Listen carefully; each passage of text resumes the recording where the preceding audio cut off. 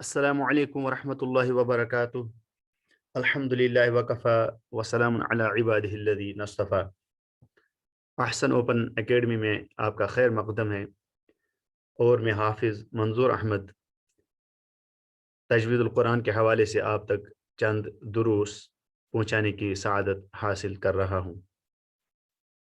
میں اس بات پر اللہ تعالیٰ کا بے حد شکریہ ادا کر رہا ہوں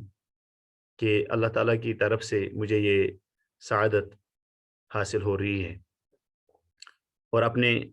ساتھی اور قابل قدر دوست الدکتور مبشر احسن وانی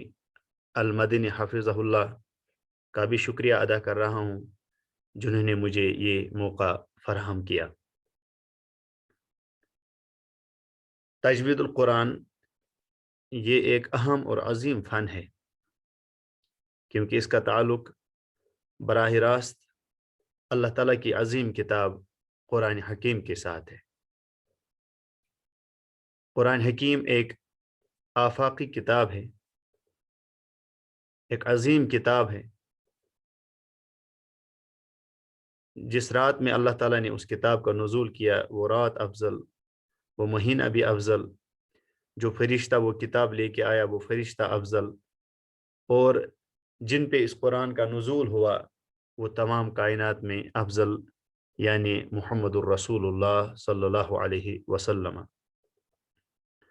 ہم اس امید کے ساتھ اس کتاب کی تلاوت کرتے ہیں کہ ان آیات پر، ان حروف پر ہمیں اللہ تعالیٰ کی طرف سے نیکیاں اور سعادت ملنے والی ہے، اور واقعی ایک مومن کو یہ چیز ملتی بھی ہے جب صحیح العقیدہ ہونے کے بعد وہ صحیح طریقے سے وہ کام انجام دے جس کے لیے اسے مکلف ٹھہرایا گیا ہے۔ تجوید القرآن کی کیا اہمیت ہے؟ اگر ہم دیکھیں تو اللہ تعالیٰ کا ارشاد ہے سورۃ البقرہ میں، اعوذ باللہ من الشیطان الرجیم، الذین آتیناہم الکتاب یتلونہ حق تلاوتہ اولئک یؤمنون بہ ومن یکفر بہ فاولئک هم الخاسرون، کہ اللہ تعالیٰ یہاں ان لوگوں کی تعریف کر رہے ہیں کہ جنہیں کتاب دی گئی ہے اور پھر وہ اس کتاب کی تلاوت کا حق ادا کر رہے ہیں۔ اسی طریقے سے سیدنا ابن مسعود رضی اللہ تعالی عنہ کا ایک قول ہے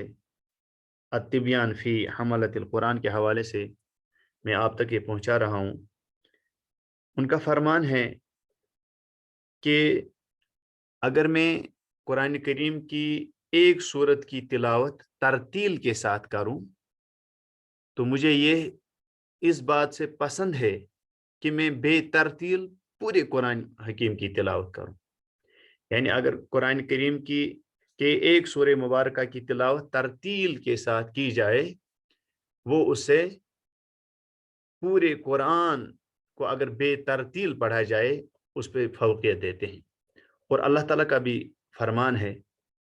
سورۃ المزمل میں، سورہ المزمل میں وَرَتِّلِ الْقُرْآنَ ترتیلا، کہ آپ ترتیل کے ساتھ قرآن پڑھیں۔ بعض اہل علم نے ترتیل سے تجوید کو مراد لیا ہے۔ نماز جو کہ رأس العبادات ہے، لیکن نماز میں بھی بہت ضروری ہے کہ اس قرآن حکیم کی تلاوت صحیح ڈھنگ، قواعد اور جو اس کے ضوابط وغیرہ ہیں ان کے ساتھ قرآن حکیم کی تلاوت کی جائے، لہن جلی سے بچا جائے۔ بعض اہل علم کے نزدیک اگر انسان دوران نماز لہن جلی کا مرتکب ہوتا ہے تو اس کی نماز درست نہیں ہے۔ میں ایک دو مثالیں آپ کے سامنے رکھتا ہوں تاکہ مزید وضاحت ہو اس تجوید کی یا اس کی اہمیت کا مزید ہمیں پتہ چلے، ورنہ بے شمار مثالیں ہیں، بہت ساری مثالیں ہیں جن کا یہاں احاطہ کرنا مشکل ہے۔ मसलन अगर हम एक लफ्ज़ कुल कहेंगे, कुल, ये मखारिजुल हुरूफ में आएगा इंशाल्लाह। कुल, तो कुल का मतलब आप जानते हैं कि आप कहिए, आप फरमाइए। तो अगर यही क़ाफ के बजाय हम थोड़ा, या वो क़ाफ तो हम ज़ुबान के कव्वे से या ज़ुबान की जड़ से अदा करते हैं, अगर थोड़ा हम आगे मुंह की तरफ आते हैं, फिर हम क़ाफ के बजाय काफ पढ़ते हैं, तो उससे एक लफ्ज़ बनाते हैं कुल। कुल और कुल, कुल का मतलब है कहो और कुल का मतलब है खाओ। इसी तरीके से दूसरी मिसाल, अगर इसे क़ाफ से हम क़ल्ब कहेंगे तो क़ल्ब का मतलब होगा दिल।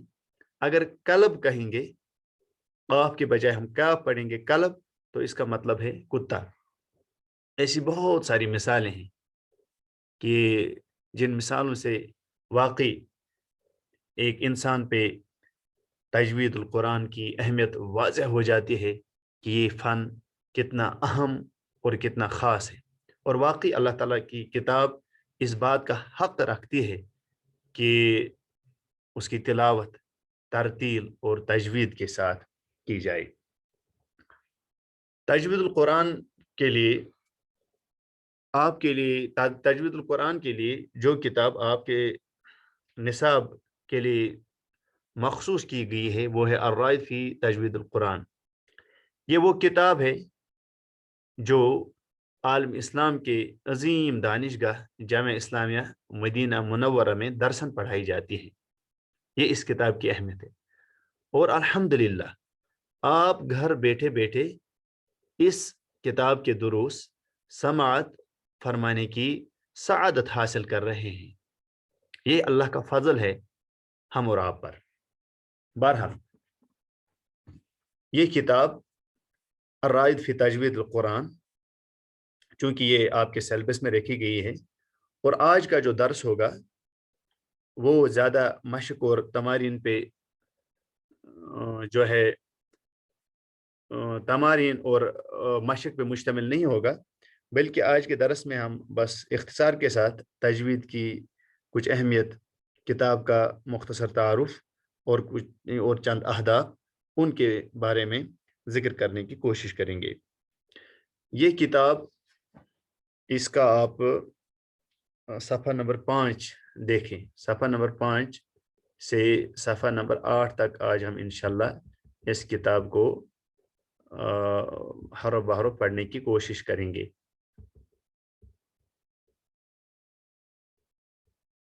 ये है सफ़ा नंबर 5।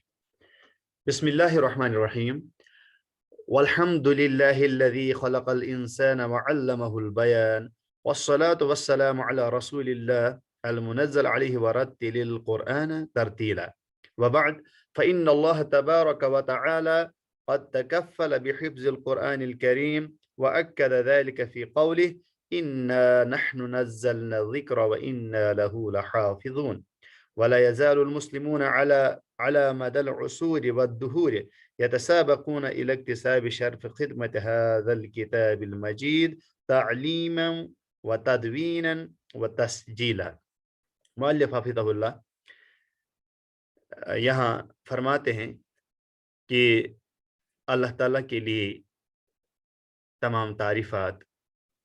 जिसने इंसान को पैदा किया और उसे बोलना सिखाया, और दुरूद व सलाम हो रसूलुल्लाह सल्लल्लाहु अलैहि वसल्लम पर, जिन पे ये आयत नाजिल की गई, वरत्तिलिल कुरआन तरतीला, कि कुरान को आप तरतील के साथ पढ़ें। और तरतील के बारे में मैंने इब्न मसऊद रज़ी अल्लाह ताला अन्हु का कौल भी आपके सामने रखा। इसके बाद फरमाते हैं कि बेशक अल्लाह तबारक व तआला ने कुरान करीम की हिफाजत की खुद जिम्मेदारी ली है, जैसा कि अल्लाह का फरमान है, इन्ना नहनु नज़्ज़लना ज़िक्र व इन्ना लहु लहाफ़िज़ून, कि बेशक हमने ये ज़िक्र यानी कुरान हकीम को नाजिल किया है, व इन्ना लहु लहाफ़िज़ून, और हम ही इसकी हिफाजत करने वाले हैं। और आगे फरमाते हैं, और हमेशा मुसलमानों ने हर दौर में, यानी असर दर असर, ज़माना दर ज़माना, वो इस कुरान हकीम, इस किताब मजीद کی جو خدمت ہے، چاہے تعلیم کے اعتبار سے، تدوین یعنی اس کے چھپانے کے اعتبار سے، یا اسے محفوظ رکھنے کے اعتبار سے، اس میں وہ سبقت کرتے رہے ہیں۔ آگے فرماتے ہیں وَلَقَدْ كَانَ مِن نِعْمِ اللَّهِ عَلَىٰ أَنْ أَكُونَ ضِمْنَ مَنْ أَوْقَفُوا حَيَاتَهُمْ عَلَىٰ دِرَاسَةِ عُلُومِ الْقُرْآنِ الْكَرِيمِ۔ اللہ کا شکر بجا لاتے ہیں کہ یقیناً اللہ تعالیٰ کی نعمتوں میں سے یہ ہے کہ جن لوگوں کی زندگیاں یہ قرآن کریم کے جو علوم ہیں، ان کے جو دروس ہیں، ان پہ گزری ہیں، مجھے بھی اللہ تعالیٰ نے ان میں شامل کر لیا، مجھے بھی اس کی توفیق عطا فرمائی۔ آگے فرماتے ہیں وَإِنَّ هَذَا الْجُهْدَ الْمُتَوَاضِعِ الَّذِي بَذَّلْتُهُ فِي كِتَابِ هَذَا الرَّائِدُ فِي تَجْوِيدِ الْقُرْآنِ أَرْجُو أَنْ يَكُونَ فِي موضع القبول وإني أسأل الله تبارك وتعالى أن ينفع به كل مشتغل بهذا الفن الجليل وأن يجعله في صحائف أعمالي إنه خير مسؤول وأكرم مأمول۔ فرماتے ہیں کہ یہ جو کوشش ہے، اللہ تعالیٰ اسے شرف قبولیت عطا فرمائے کہ میری جو یہ کوشش ہے، میری جو یہ کتاب ہے الرائد فی تجوید القرآن، مجھے اس بارے میں امید ہے کہ اللہ تعالیٰ اسے اپنی بارگاہ میں شرف قبولیت سے نوازیں گے، اور میں اللہ تعالیٰ سے دعا کرتا ہوں، سوال کرتا ہوں کہ اللہ تعالیٰ اسے جو ہے نفع بخش بنائے ان کے لیے جو اس عظیم فن میں مشغول رہتے ہیں، اور وَأَن يَجْعَلُهُ فِي صَحَائِفِ أَعْمَالِي إِنَّهُ خَيْرُ مَسْئُولٍ وَأَكْرَمُ مَأْمُولٍ، اور میرے جو اعمال ہیں، نام اعمال وغیرہ، اس میں اللہ تعالیٰ اسے خیر کا ذریعہ بنائے، بے شک وہ مسئول اور یہ معمول ہے، اکرم معمول ہے۔ اس کا جو اگلا صفحہ ہے، صفحہ نمبر 6، یہ ہے اہم و اہداف دراست معد تجوید القرآن الکریم۔ یہاں پر یعنی یہ جو مضمون ہے، یہ جو مادہ ہے، یہ جو مضمون ہے جس میں قرآن کریم کے کچھ دروس ہے، تو اس کے کچھ اہم اہداف کیا ہیں وہ مؤلف نیچے ذکر کر رہے ہیں۔ نمبر 1، تعریف الطالب بأحکام التجوید للعنایت والاہتمام بقراءة القرآن وفقا للكيفية التي نزل بها القرآن الكريم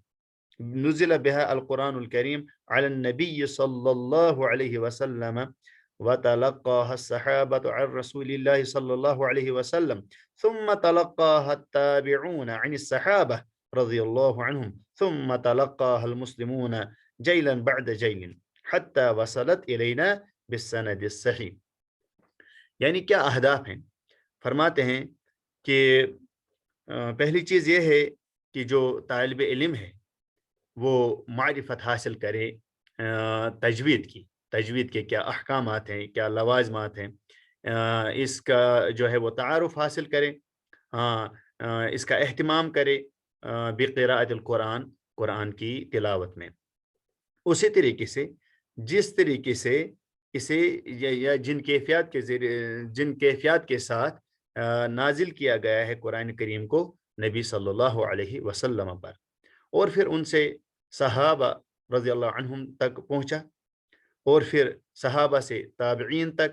اور پھر تابعین سے باقی مسلمانوں تک، فوج در فوج یہ قرآن کریم پہنچا، حتی وصلت الینا بالسند الصحیح، یہاں تک کہ ہم تک صحیح سند کے ساتھ یہ قرآن کریم پہنچا۔ آگے فرماتے ہیں نمبر 2، صون اللسان عن اللحن في قراءة القرآن وذلك بتدريب الطالب على قواعد التجوید۔ فرماتے ہیں کہ زبان کو غلطیوں سے بچانا، لحن جلی سے، غلطی سے زبان کو محفوظ رکھنا، زبان کو بچانا، فی قراءۃ القرآن، قرآن کی تلاوت میں، یعنی تلاوت، قرآن کریم کی تلاوت کرتے وقت زبان کو غلطی سے بچانا، وذالک بتدریب تعلیم علی قواعد التجوید، اور یہ تبھی ممکن ہے جب طالب علم مشق کرے تجوید کے قواعد میں، نمبر 3 تمرين الطالب على إخراج الحروف من مخارجها مع المحافظة على صفة كل حرف. تیسری چیز فرماتے ہیں کہ طالب علم مخارج کے اخراج میں مشق کرے، یعنی کون سا حرف کس جگہ سے ادا کیا جائے، منہ کے کس حصے سے، گلے کے کس حصے سے، زبان کو کہاں پہ جو ہے اوپر کرنا ہے، نیچے کرنا ہے، دانتوں کے ساتھ لگانا ہے. یہ انشاءاللہ باضابطہ طور آپ دیکھ سکتے ہیں آگے کہ دانتوں کے جو ہے قرآن نے الگ الگ نام ذکر کیے ہیں، زبان کے کچھ حصے ذکر کیے ہیں، یہ جو انسان کا گلا ہے جہاں سے کچھ حروف کی ادائیگی ہوتی ہے اس کے الگ الگ حصے بیان کیے ہیں. تو یہاں کیا فرماتے ہیں کہ طالب علم مشق کرے کہ حروف کی جو ہے صحیح ادائیگی ہو، اپنے مخارج سے حروف کا اخراج ہو، مع المحافظت علی صفت کل حرف، اور جو حروف ہیں ان کے جو اپنے صفات ہیں، صفات کے ساتھ ہر حرف کی ادائیگی ہو، یعنی صحیح مخرج بھی ادا ہو اور صفات بھی برقرار رہیں. اور چوتھی چیز جو یہاں بیان فرما رہے ہیں تمرین الطالب علی انواع الوقوف الجائزہ، کہ طالب علم اس کے لیے بھی مشق کرے کہ وقف جائز کہاں پہ ہے، یعنی کہاں پہ رکنا ہے، کیسے رکنا ہے، مع کیفیت الوقف علی اواخر الکلمات، اور جو وقف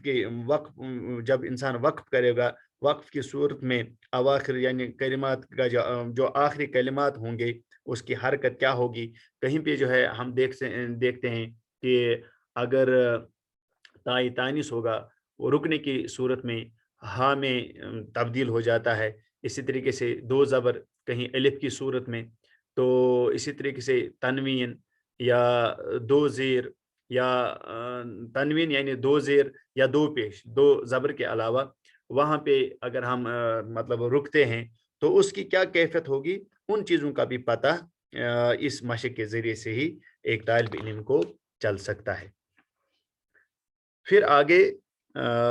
مؤلف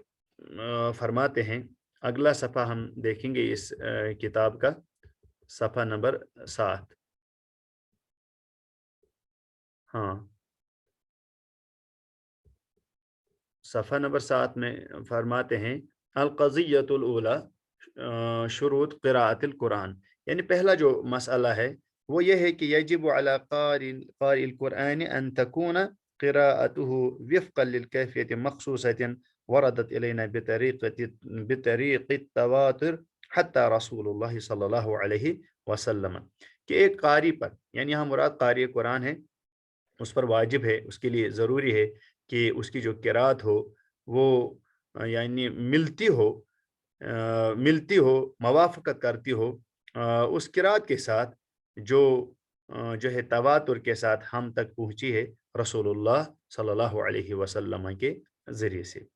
اور پھر وهذه الكيفية نظرا لأهميتها قد اهتم بها العلماء منذ الصدر الأول ووضعوا لها القواعد وهي التي عرفت فيما بعد بعلم تجوید القرآن. فرماتے ہیں کہ اس کی جو اہمیت ہے، اس کی اہمیت مد نظر رکھتے ہوئے علماء نے صدر اول سے ہی، شروع سے ہی اس کے لیے قواعد وضع کیے ہیں، قواعد مقرر کیے ہیں، بنائے ہیں، اور پھر اسے علم تجوید کا نام بعد میں دیا. ولعل اول من وضع في هذه القواعد كتابا مستقلا هو موسى بن عبد الله بن یحییٰ بن الخاقانی المقری البغدادی. فرماتے ہیں کہ کہا جاتا ہے کہ سب سے پہلے جنہوں نے یا جس شخصیت نے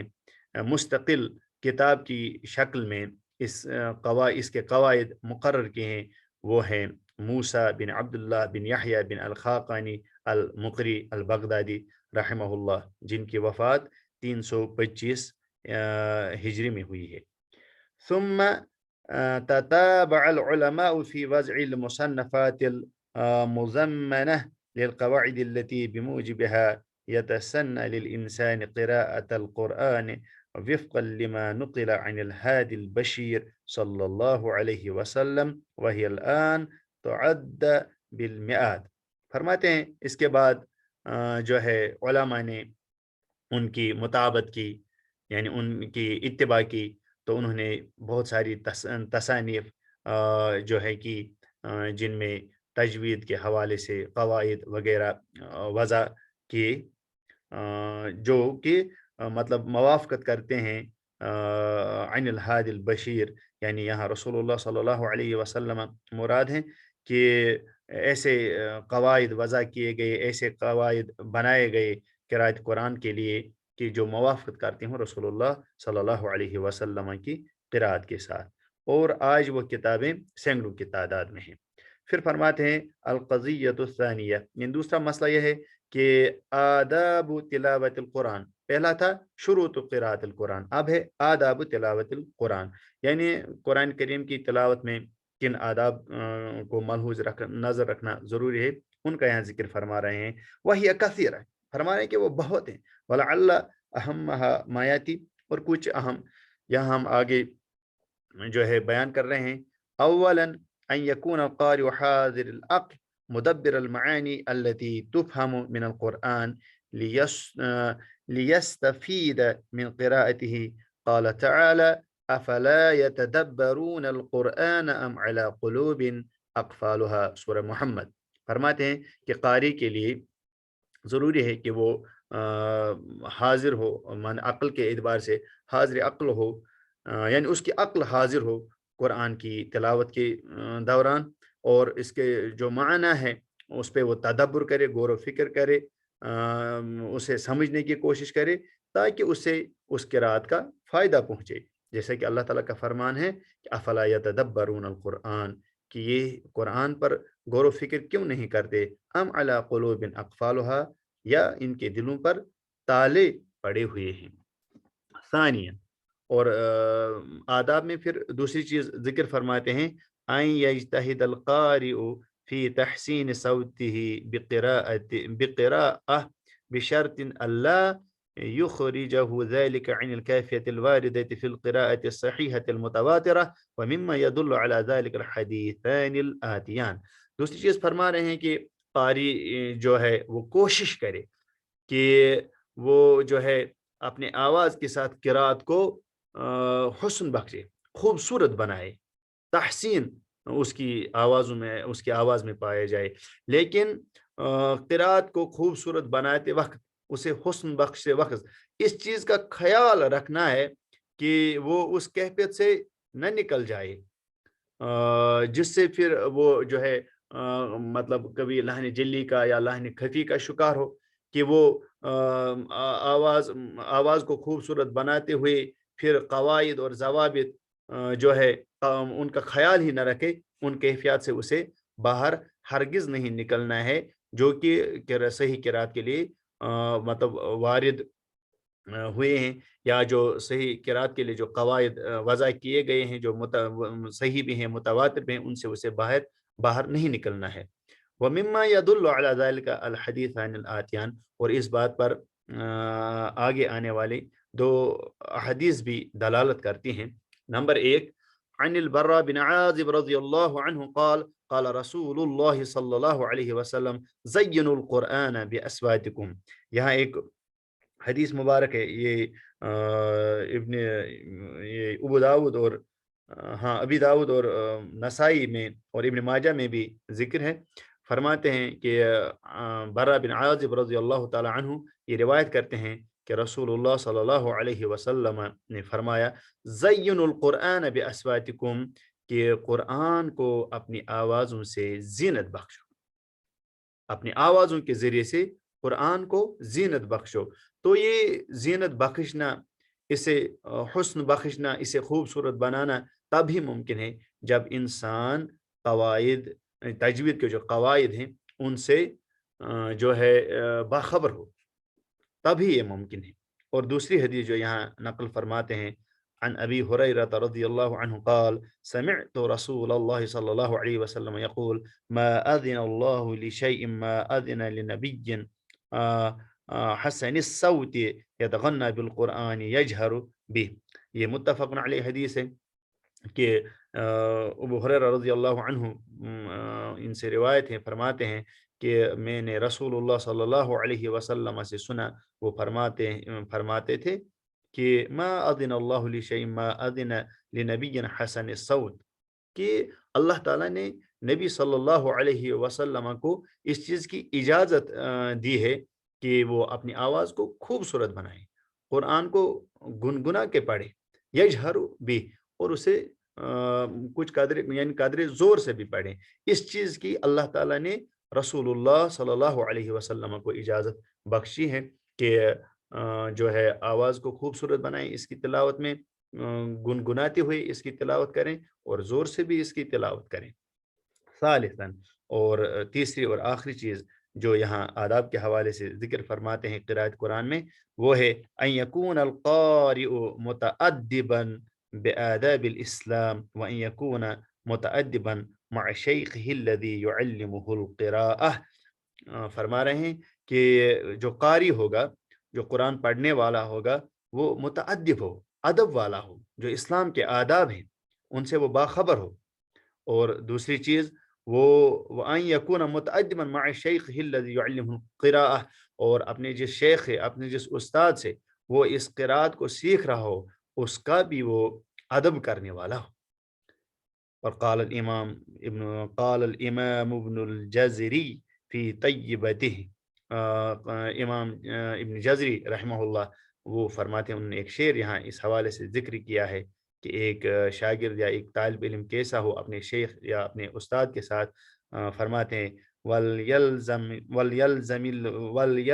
الْوَقَارَ وَتَأَدُّبَ عِنْدَ الشُّيُوخِ إِنْ يُرِدْ أَنْ يَنْجِيَ۔ فرماتے ہیں کہ یہ طالب علم جو ہے یہ اپنے استاد کے وقار اور ادب کو لازم پکڑے، ان کے وقار کا بھی خیال رکھے، ادب کا بھی خیال رکھے، ادب کو ملحوظ نظر رکھے، عند الشیوخ یعنی اپنے شیوخ کے پاس، اپنے اساتذہ کے پاس، ہاں